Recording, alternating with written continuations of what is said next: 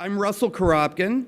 I'm the Dean of the UCLA School of Law, and one of the great pleasures of the job is getting asked to do things like welcoming you to today's conference, Can American Democracy Survive the 2024 Elections?, which is the first major conference presented by the Safeguarding Democracy Project at the UCLA School of Law. So everyone, welcome.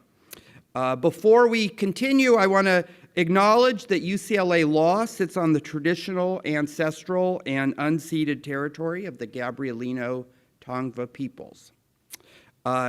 It's great to see a good crowd here in person, and then I know we have multiples more joining us online. So whether you're here physically or virtually, thank you for tuning in to today's very important program.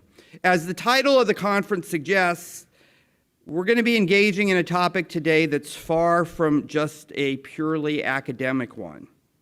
An entire movement to undermine, delegitimize, attack, and manipulate elections has placed in mortal danger the democratic process on which the rule of law in this country is built.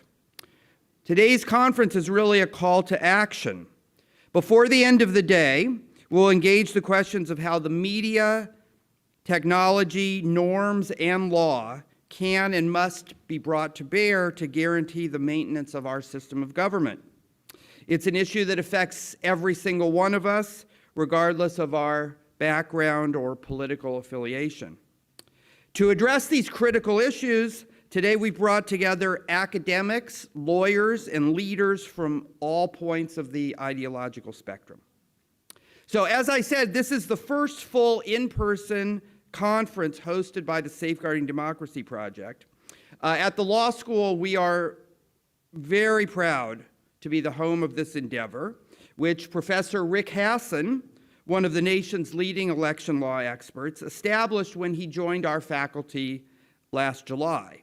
So Rick, thank you for taking on these critical issues that we're going to be discussing today, and also for making UCLA Law the hub of the discussion about these very important issues.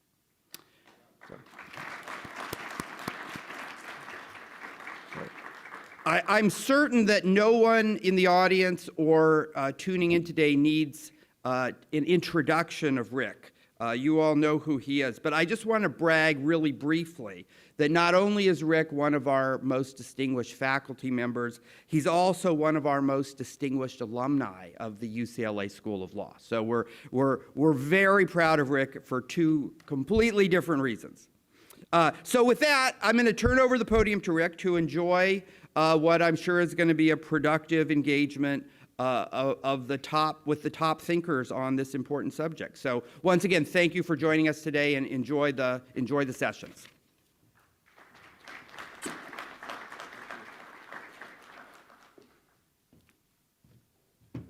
Good morning, everyone. Happy St. Patrick's Day. I forgot to wear my green. Thank you, Dean Koropkin, for the warm introduction and for your very strong support for our new and urgent work. I'd like to welcome everyone to the first live hybrid conference of the Safeguarding Democracy Project here at UCLA Law. I want to take a moment and thank Ben Austin DeCampo and Harley Ham, who have been working tirelessly for months to get this project together, as well as many other members of the UCLA Law staff and leadership who made this day possible, including Annabelle Adams, David Capoli, Sabrina Chang, Joshua Ferrer, Toby Kaufman, Frank Lopez, Josh Rich, and John Sonego. I also want to thank today's sponsors that provided generous financial support for today: the Democracy Fund, the William and Flora Hewlett Foundation, the Knight Foundation, and now as well the Mertz Gilmore Foundation. We appreciate their commitment to democracy and to free and fair elections. Almost exactly 3 years ago, at the end of February 2020, when I was recovering what in retrospect appeared to have been a very nasty case of COVID, I convened the precursor to today's conference with the familiar title, Can American Democracy Survive the 2020 Elections? It was one of the last live gatherings on the UCI campus before COVID shut everything down. Some thought that the very idea of such a conference was alarmist and unnecessary, viewing American democracy as resilient, even in the face of growing threats from both outside and inside the United States. Leaders in law, media, politics, and tech who spoke at the conference did not believe the threat was overstated. In fact, given the events of the 2020 U.S. elections, culminating with the storming of the United States Capitol on January 6, 2021, and the attempt by Donald Trump and his allies to overturn the results of the 2020 election, we were almost naively optimistic about how things would go in 2020. Even though those of us at the 2020 conference were aware that COVID was coming, no one saw the scale of over 1 million deaths in the United States, or how the pandemic would create a health crisis, an economic crisis, and a democracy crisis. In the months after the 2020 conference, some of the speakers met as an ad hoc group to issue recommendations on how to conduct free and fair elections, given threats to election integrity and the unique challenges posed by the pandemic. We issued a report in April of 2020 called Fair Elections During a Crisis. It was a broad group of leaders who came together in the fields of law, media, politics, and tech with 14 recommendations for free and fair elections in 2020. Among the recommendations that we put forward was about how the news media should portray the expected shift in election results as a flood of COVID-driven absentee ballots were counted, and as one candidate, Trump, seemed ready to declare premature victory. We talked about, months before this happened, how messaging of results being too early to call, rather than declaring one candidate in the lead after all the ballots had been cast, was essential. That recommendation was picked up by major news organizations, and I believe it made a real difference in the public's perception of the election's legitimacy. The country faced a profound crisis in elections, and thanks to the heroic work of election workers and many others, we had a very high turnout election and perhaps the most secure and accessible United States presidential election on record. Donald Trump and his allies attempted nonetheless to steal the election and sow distrust in the election system. This election subversion plan involved pressuring and tricking people in many states to try to reverse the results and to have state legislatures declare alternative slates of electors. It also involved a coordinated attempt to get courts to overturn the results and to manipulate the rules used to choose presidential candidates. When both of these efforts failed, Trump invited his supporters to Washington, D.C. for wild protests on the day that Congress formally counted the Electoral College votes. We all know how this crisis ended, with an invasion of the Capitol and a failed insurrection that left 5 protesters dead, 140 police officers wounded, 4 law enforcement officers who died by suicide within the months after the insurrection. But a successful transition of power to the rightful election winner did take place. Fast forward now to 3 years after our first conference. Once again, I'm recovering from a case of COVID. Really, last week. Once again, there are people who believe that the threat to U.S. elections has receded. Some election deniers, people publicly embracing the false claim that the 2020 election was stolen, lost when they ran for office in swing states. Congress, on a bipartisan basis, at least in the Senate, passed a set of changes to the rules for counting electoral college votes that should make attempts at election subversion that look like what we saw in 2020 much harder to accomplish. And yet, the threat has not passed. Millions of people believe the false claim of a 2020 stolen election. And people who believe the last election was stolen might be more willing to do drastic things the next time around. Donald Trump has made belief in a stolen 2020 election a major loyalty test.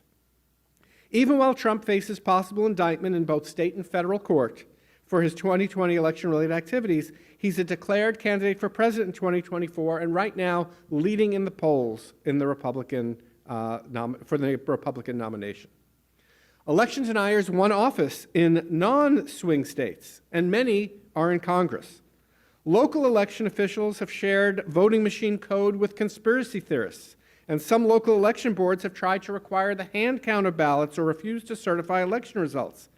The threats to American elections remain real, and they remain serious. Today is about thinking through how to hold free and fair elections under these new conditions that are in some ways more dire than we faced in 2020. Threats of electoral violence are real, as are threats that election officials will not do their jobs. It was the courageous actions of Republicans and Democrats and others who held the line in 2020. But some of those people will not be in place in 2024. Today, we are assembled not only to assess what the risks are, but what we can do about them across party lines and across politics, media, and tech in time for the next election.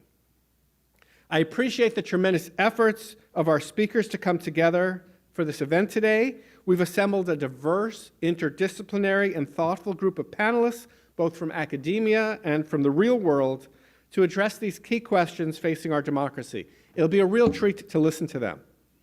So I'm going to take a minute and talk about the logistics of the day, and then I'll invite the panelists for our first panel to come up. As you can see from the conference schedule, we have a really full day. Each of our 6 panelists will feature multiple speakers and a moderator. I've asked the moderators not to spend time on long introductions. You have before you, or if you're watching online, you can find online the full biographies of each of the panelists. If we spent time reading their biographies, we'd have no time for the program. Unfortunately, some speakers had conflicts or became ill or had travel issues. A few will not be joining us. A few will be joining us online. Most will be here in person. For each panel, I've asked the moderators to have the panelists offer opening remarks on one or both of the following questions. First, what is the primary lesson about fair elections or faith in the process in the areas that you follow that we can learn from the experience of elections in 2020? And second, what 1 or 2 things needs to be done to assure free and fair elections and acceptance of free and fair election results in 2024? I've asked our moderators to be ruthless in enforcing the time limitations. Following the introductory remarks, the moderators will ask a series of follow-up questions about the themes that come out of the opening remarks. Moderators will then leave the last 10 to 15 minutes for audience questions. There are mics on both ends of the podium. I'm going to ask you to keep your questions brief and keep them questions. Unfortunately, we will not be able to take questions from the online audience. The lunch format's going to be a little bit different. We'll break for lunch at 12:30. Conference participants will pick up box lunches, and then at about 12:45, I will be in a conversation with Sarah Longwell, who will be joining us on Zoom. People in person will also have an opportunity to ask questions of Sarah for that panel. We'll also have a mid-morning break and a mid-afternoon break and a reception at the end. And with that, let me thank you for coming and turn it over to John Fortier, who will be leading our first panel. Thank you.